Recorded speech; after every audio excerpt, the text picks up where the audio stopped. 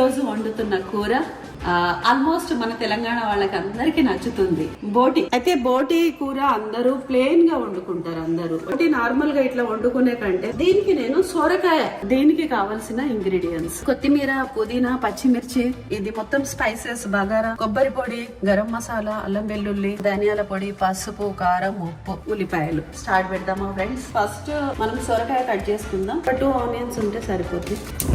బోటి కదా, హార్డ్ గా ఉంటది. సో కుక్కర్ లో అయితే 5-6 విజిల్స్ అయితే పడతాయి. తగినంత ఆయిల్ పోసుకుందాం.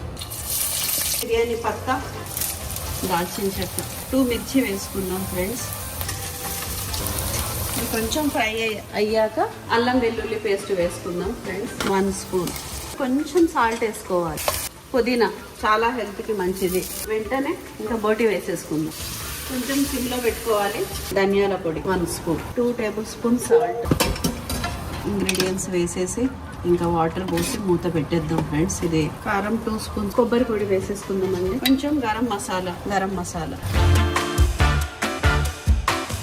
4 to 5 విజిల్స్ వచ్చే వరకు ఉడికిద్దాం. దాని తర్వాత సొరకాయ వేసుకుందాం. ఎందుకంటే సొరకాయ తొందరగా ఉడికిపోతుంది కాబట్టి.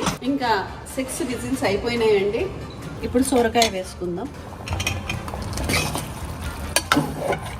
ఇప్పుడు దీనికి ఒక విజిల్ పెట్టుకుందాం.